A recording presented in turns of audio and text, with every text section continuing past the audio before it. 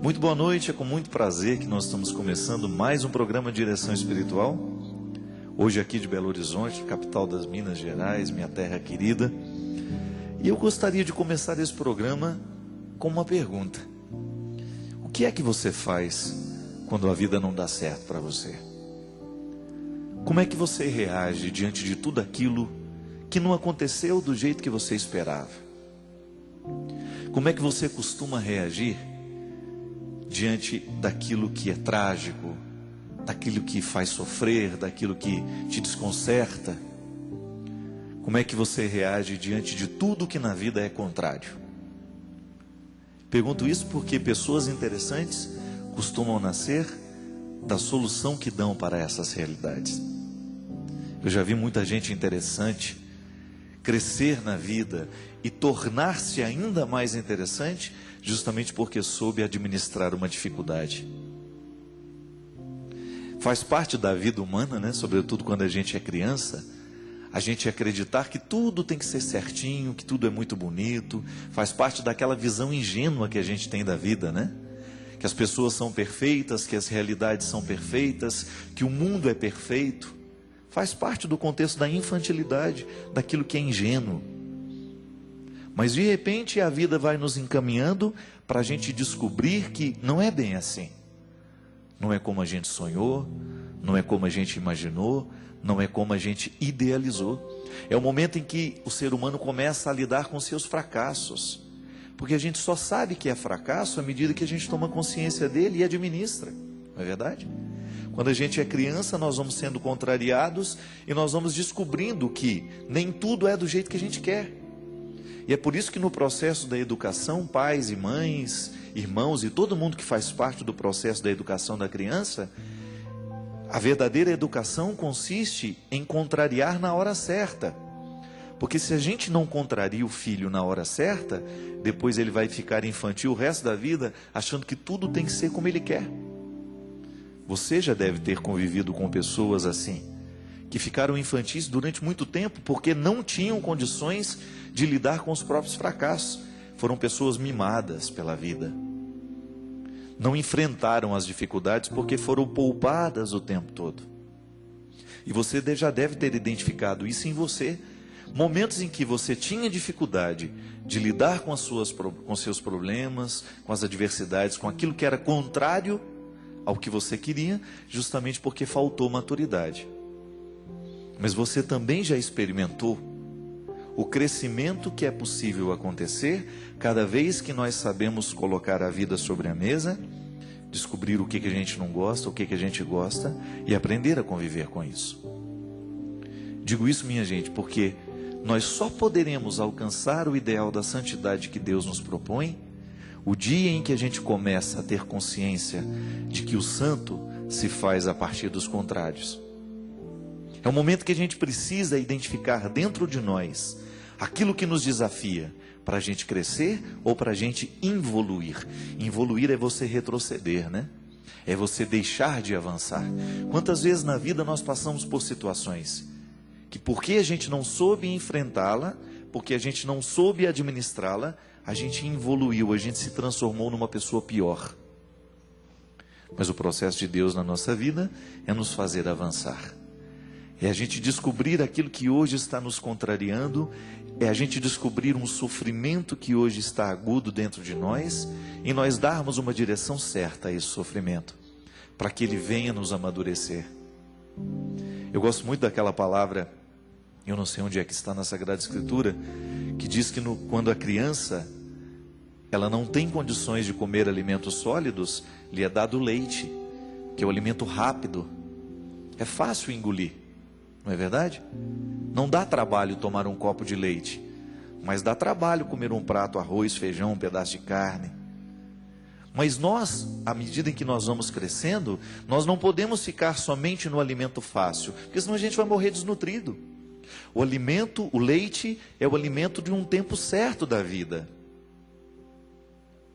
É um tempo controlado, a medicina nos ensina quanto tempo a criança pode ficar só com o leite materno. Mas depois ela começa a ter que fazer o esforço de comer comidas mais sólidas para melhorar até mesmo o seu processo. para o seu crescimento, para o seu desenvolvimento humano, ela precisa passar do alimento fácil para o alimento mais difícil de ser digerido. O organismo vai se adaptando a essas mudanças. A fisiologia nos ensina tantas coisas sobre a vida espiritual. E a Sagrada Escritura, quando coloca isso, está justamente nos mostrando que, da mesma forma como a fisiologia precisa de coisas mais fáceis no início, com o tempo ela vai pedindo também realidades mais difíceis, mais complexas. É como aprender matemática. A gente só será capaz de realizar operações de álgebra se um dia a gente aprender que 1 mais 1 é igual a 2. Quando nós passamos pelas operações simples, a maturidade espiritual humana, minha gente, passa pelas mesmas regras.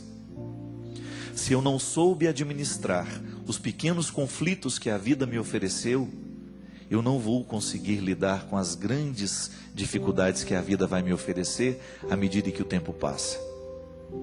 E é interessante isso, porque ninguém está livre disso. Envelhecer é você lidar com os limites da vida. A disposição que você tinha na sua juventude, você não tem mais hoje. Mas quem disse que isso é perder? Isso é perder quando você olha apenas de um foco. Mas se você amplia a visão que você tem do envelhecimento, você vai descobrir que a idade, a velhice, a maturidade, vai lhe dando oportunidades de você lidar com você mesmo de um jeito novo. Você começa a esbarrar no limite de forma positiva e você descobre naquele limite uma causa de crescimento para você. Você descobre naquela realidade que é contrária, aparentemente algo que está colocando ainda mais limites para você, mas aí você descobre que existe um passo a ser dado naquele momento. Crescer em Deus é assim. E o programa de direção espiritual trata de uma série de questões que são pertinentes a esse crescimento humano. Eu, quando fico melhor como pessoa, porque eu me despertei para uma realidade que antes me acorrentava, antes me deixava pior, a gente começa a galgar espaços mais nobres, mais elevados. E isso é crescimento espiritual.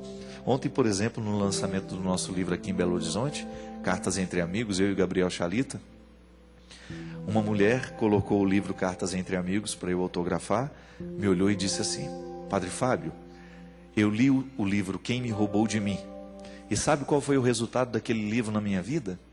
Eu disse: não. Fiquei pensando, né, alguma coisa espiritual, alguma vitória que ela alcançou do ponto de vista, libertou-se de um relacionamento, qualquer coisa assim. Ela disse: eu terminei o livro e comecei um processo de emagrecimento, perdi 36 quilos. Não é interessante isso? Uma leitura espiritual influenciar na sua disciplina física. Ela descobriu que ela precisava se amar um pouco mais, que ela precisava se cuidar um pouco mais. Gente, já valeu ter escrito o livro. Se alguém ficou mais leve no corpo e consequentemente também na alma, já valeu ter escrito. Quantas vezes o peso do corpo se transforma também em um peso na alma? Está certo que existem pessoas leves no peso do corpo e pesadíssimas na alma. Mas a gente sabe, já dei esse exemplo, o grande Nuno Cobra, que foi o personal trainer do Ayrton Senna durante muitos anos, escreveu um livro belíssimo fazendo essa associação da saúde física com a saúde espiritual. O corpo é o território do sagrado, nos ensina o judaísmo de maneira bonita. Se a gente mergulha na teologia judaica, você vai descobrir o corpo como um território do sagrado. Tão lindo, minha gente. Você descobrir que o respeito ao corpo é também o respeito ao espírito, e que o respeito ao espírito é também o respeito ao corpo, porque nós não somos duas realidades, nós somos uma unicidade. A antropologia nos ensina isso. Nós somos corpo e alma. O cuidado de uma realidade reflete na outra. E isso é interessante. Você ir descobrindo na sua vida as exigências que a própria vida vai lhe dando, as situações contrárias que a vida vai colocando para você. E aí, como é que você reage? Ou você escolhe crescer, ou você escolhe evoluir. E às vezes a coisa é tão trágica que a gente pensa: não, aquela pessoa agora vai só piorar. E de repente ela reage de uma maneira tão nova. Por quê? Deus é o motivo é a lente por onde nós olhamos a realidade. Tudo depende também da lente que nós olhamos, né? Para qual lugar nós estamos colocando? Qual é o filtro por onde passa o nosso olhar? E religião é para isso, minha gente.